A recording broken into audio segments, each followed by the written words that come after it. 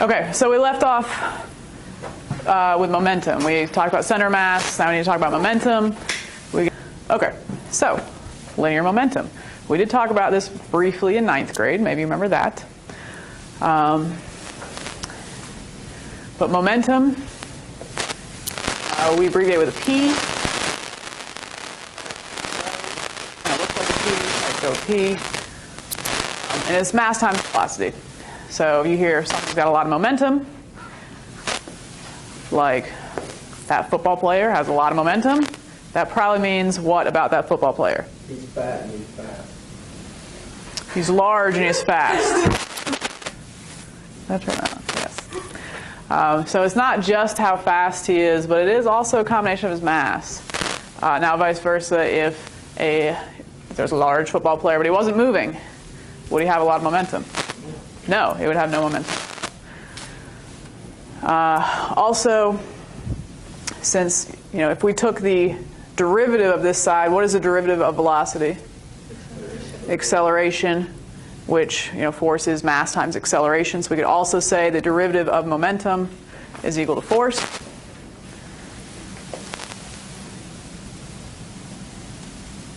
Oh, and I left out my units. Kilogram meters per second. That just matches our formula. Mass, kilograms, meters per second for velocity. And again, for a system of particles, you could, of course, have net momentum, and that would be equal to the momentum of everything the particle. It is a vector. It does have direction. And another way of thinking about that, even if you had a lot of particles, mass times velocity, mass times the center of mass's velocity would be your net momentum. And if you got your book, get that out. Okay, so checkpoint 3, 196 says, the figure gives the linear momentum versus time per particle moving along an axis.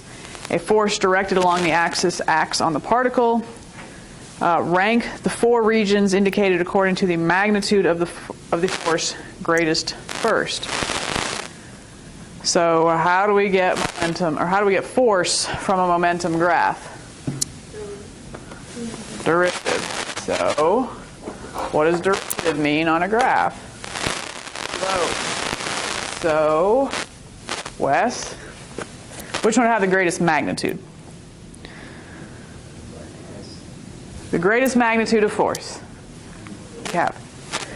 Okay, they're asking about force. We recently learned that force is the derivative of momentum. This is a momentum graph.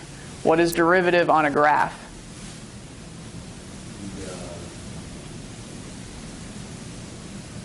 Yes. Okay. So it just says magnitude, so we're just looking for the steepest slope. And then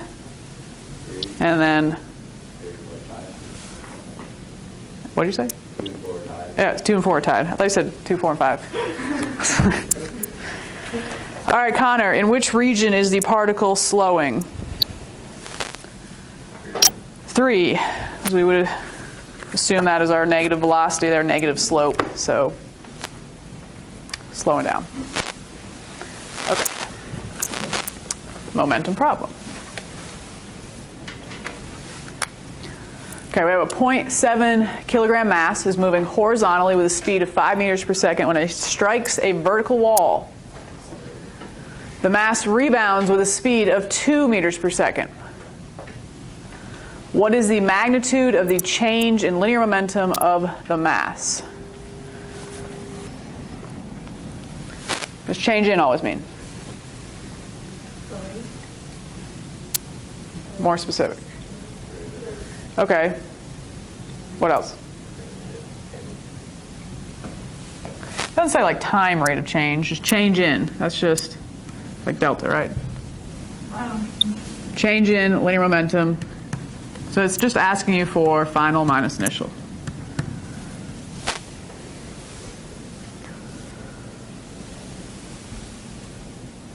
But this is a vector equation, so we just have to sort of pay attention to our directions. So mvf minus mvi. We got the mass is 0.7.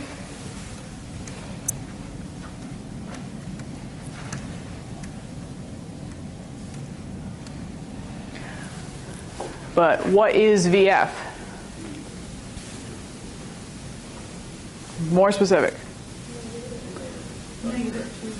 Yeah, and it didn't necessarily say right or left, it just says it rebounds. So I almost usually assume it's going positive initially. But it really doesn't matter because it asks for the magnitude anyway. So it doesn't matter which way we originally thought it was going. So I would like to assume that originally it's going to the right and it rebounds to the left, so we will make that -2. And then initially go ahead and make that +5. So you would get this wrong if one of those was not negative. They simply have to have opposite signs. And calculator help.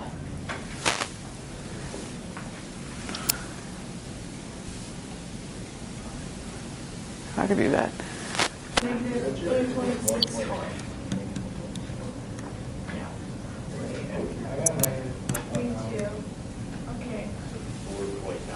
-4.9? Yep. Yeah. And now what is our unit for momentum? Kilogram meter per second. Yeah, careful. Only one per. Okay, piece of cake. Straight line stuff is easy, but not as fun as having angles. Okay, conservation of linear momentum. No. I want to underline that.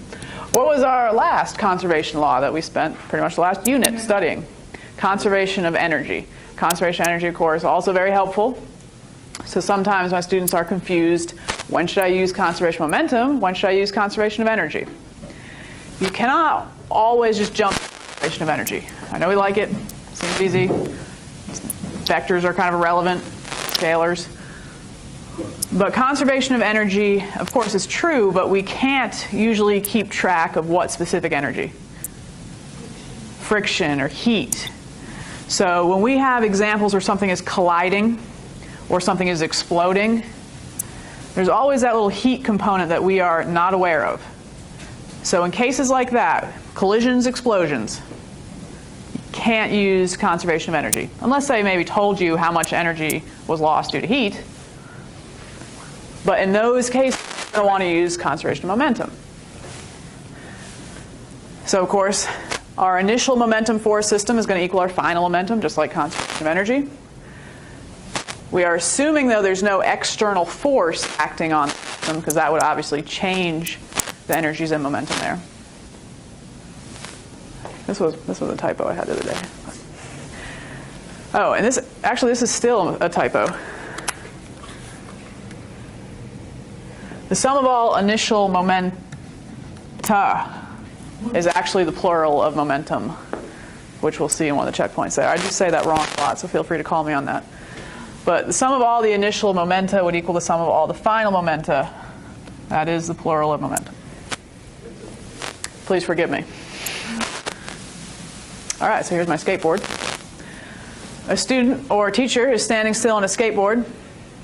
If the student steps forward off the skateboard, what will happen to the skateboard and how does its speed compare to the student's?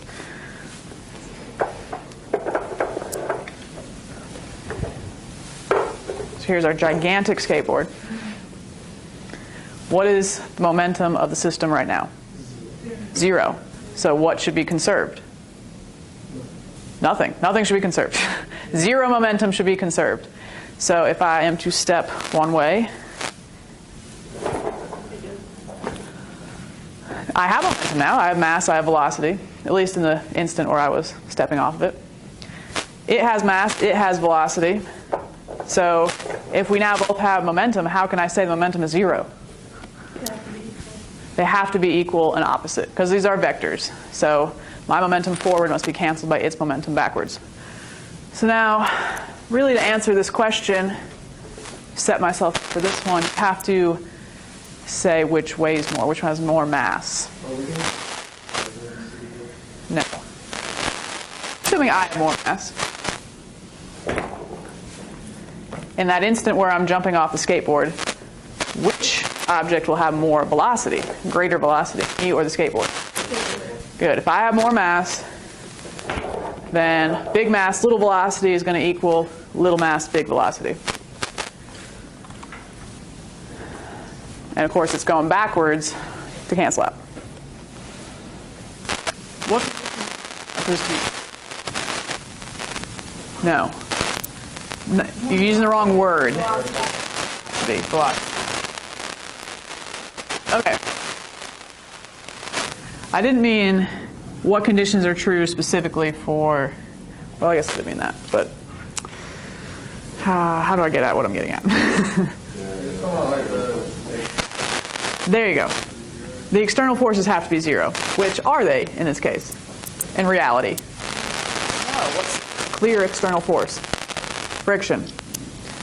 So we would, of course, have to pretend it's frictionless. In which case, I step off.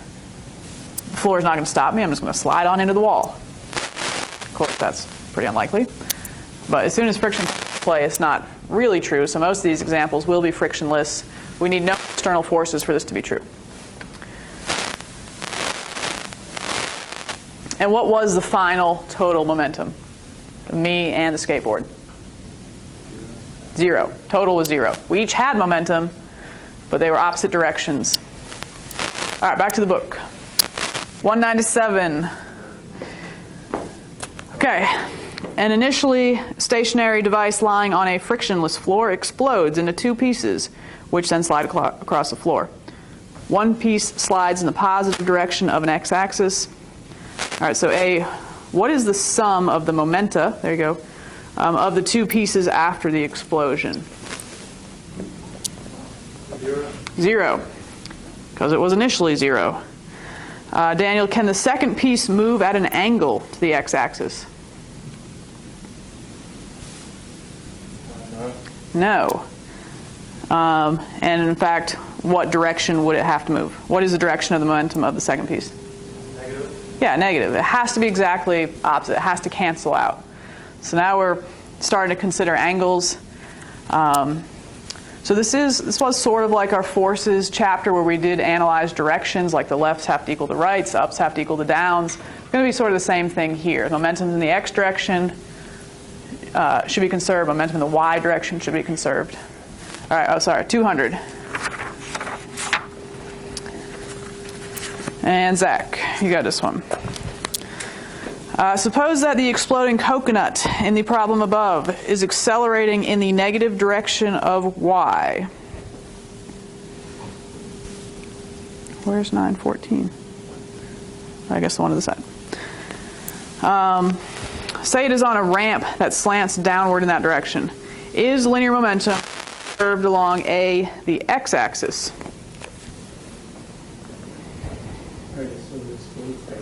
So it's a sliding coconut down a ramp, and we want to know if momentum is conserved.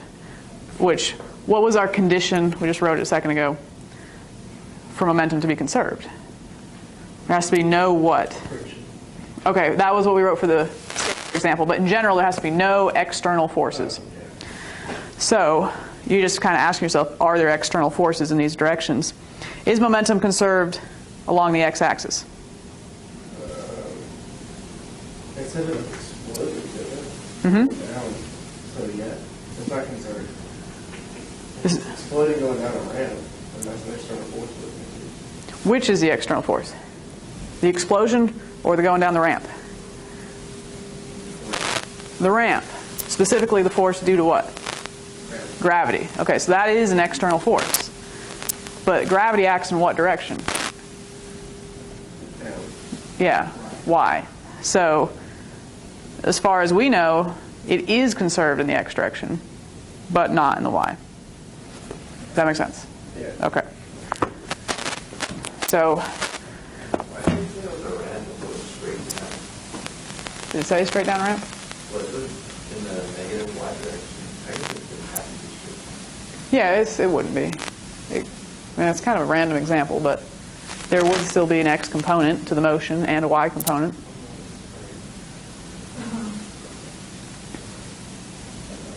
Okay, 2 more slides, 2 more problems. All right, we love our springs. Don't worry, this one's easy. It's just in terms of the variables. Okay, 2 blocks are connected by an ideal spring and are free to slide frictionless. Block 1 has mass 1, block 2 has mass m2. They're pulled in opposite directions and then released from rest. What is the ratio V1 to V2 as the separation of the blocks decreases? So we've got our blocks. We've got the spring in between them that is connecting them. That can be considered an internal force. So this is okay. So we can use conservation of momentum to solve for this and really not have to worry about the spring at all. So ratio V1 to V2, we're given masses. That clearly makes me think momentum, mass times velocity. So I would know, initial momentum equals final momentum.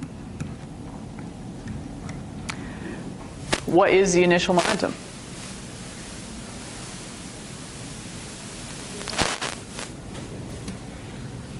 Yeah.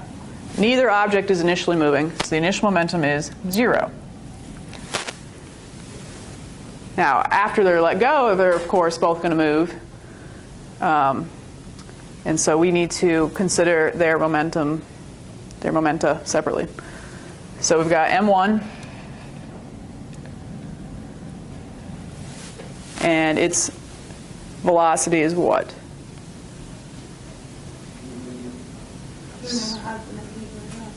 Yes. Negative v1.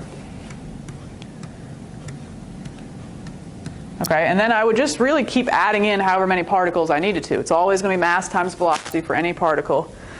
So then I'd have m2 times v2, and that's in the positive direction, so I'd leave it as is. So what's the ratio of v1, v. Okay, so I'm going to move this over.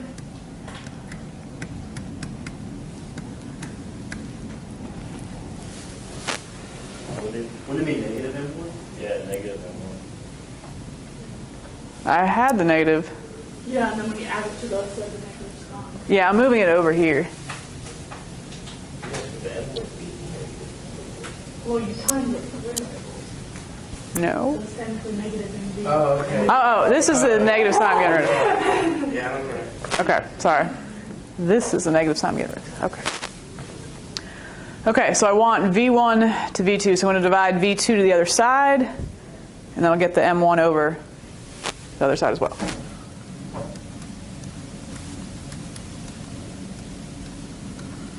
And that would be your ratio. So looked difficult, really not. Conservation of momentum.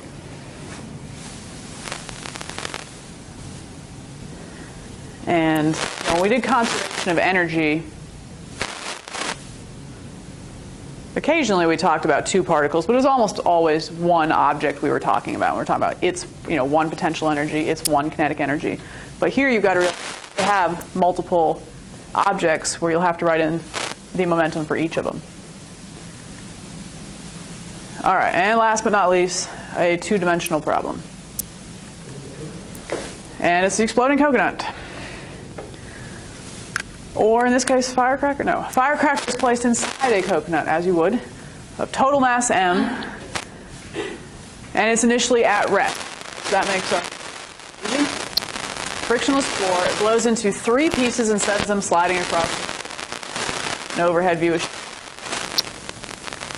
Piece C has a mass of 0.3 of the total mass, or 30% of the total mass, and a final velocity of 5 meters per second.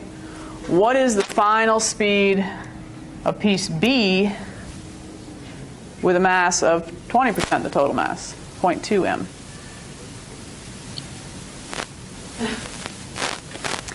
Okay, 2-dimensional problem. You've got to do it out twice. Once in the x direction, once in the y direction. So I'm going to need some of the information from this problem. I'm going to try to do it here.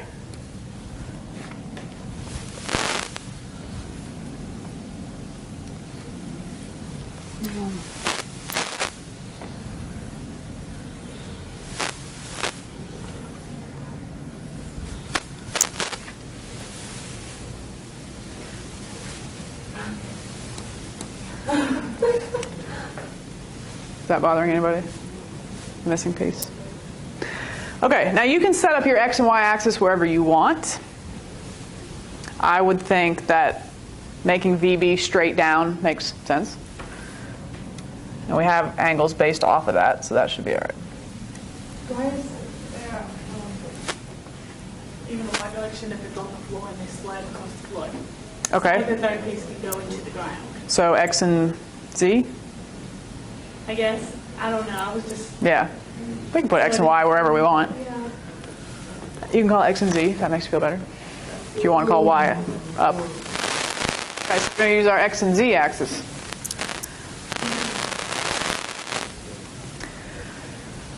Okay, and we have, of course, our conservation of momentum formula. But we're going to be specific to x and specific to y. Probably don't need to write this all out, a little redundant. But if it started at rest, all pieces start at rest, Connor, what is the initial momentum in the x direction? What is the initial momentum in the y direction? There you go. But I do have to keep them separate. Okay, so let's sketch out what we know, really. We've got A. Piece A is off like this. And do we have an actual angle for it?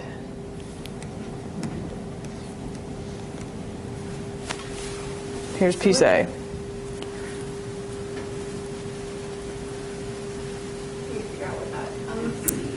Yeah, we got to figure out what this is first. So I decided I'd draw my x-axis right here.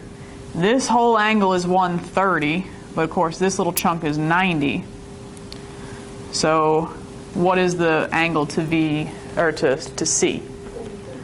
Probably shouldn't have drawn right over my 130, but yeah, 130 minus 90. Okay, so this is 40 degrees. So now 40 degrees plus another 100 degrees leaves me what chunk over here? Also 40, okay.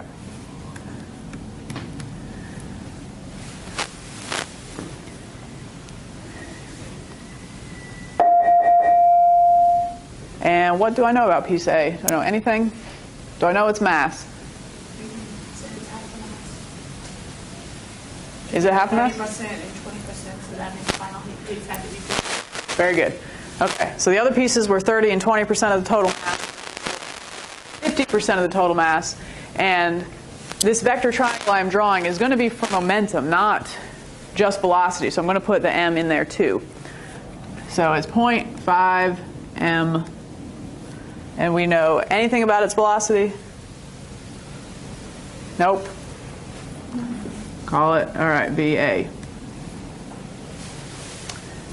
Moving on then. C was off like this. So that was 40 degrees. What was its mass? That was great. It was 0.3? Okay, so it's 0.3 times m. And do I know its velocity? 5 meters per second? Okay, great.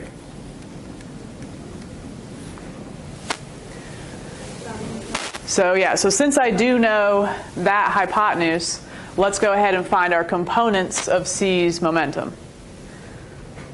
So we've got 0.3 times 5, it's 1.5, and then I don't know sine cosine of 40. Somebody do that for me.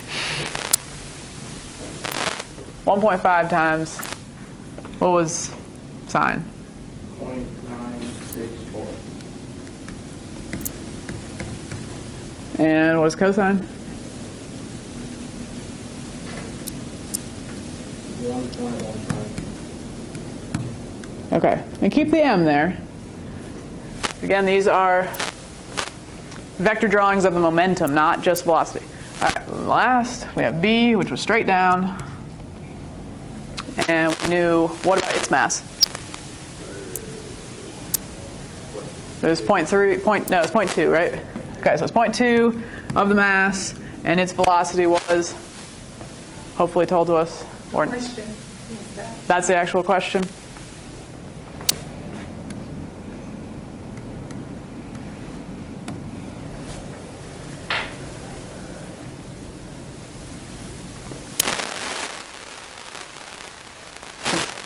Equals 0 in each direction. So looking at what we have drawn, what do we know? Is there one thing you can tell me you know must be true?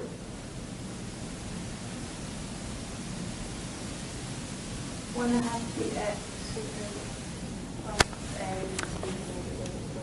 a. Yes. If we're saying the momentum in the x direction equals 0, well, that's kind of irrelevant to B because B doesn't have an x direction.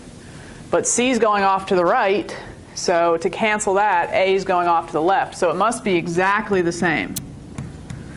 No, then I guess you would add the two y's together, Exactly. and that has to be. And if we know this side and we know this angle, we can come up with this. All right, tan of 40. Opposite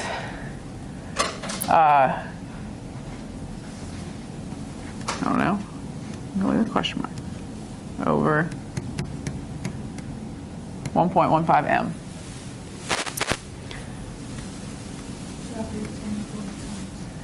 So tan of 40 times 1.15. 0.961.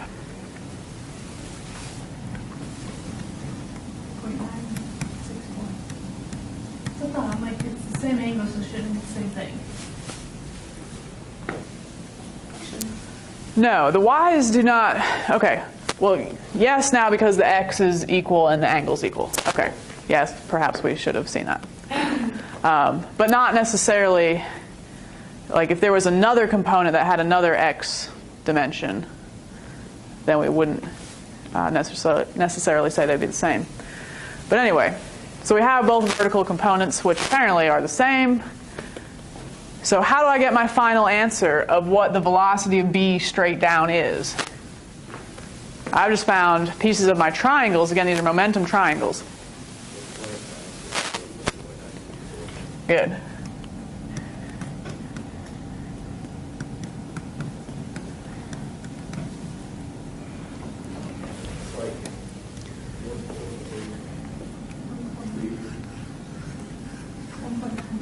And here's where you could set it up, one of two ways. Like we used to do, is we used to just say the ups equal the downs. That makes sense here too. Or you could say this plus this equals 0, and that would give you a negative answer. Anyway, I'm going to do that just because I did start out by saying all the momenta should add to 0.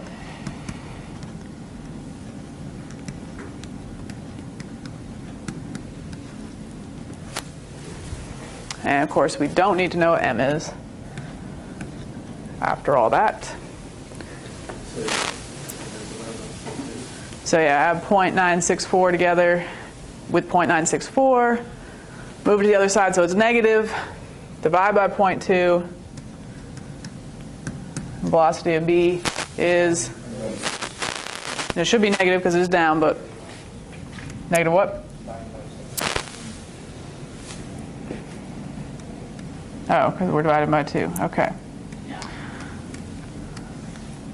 Ta-da.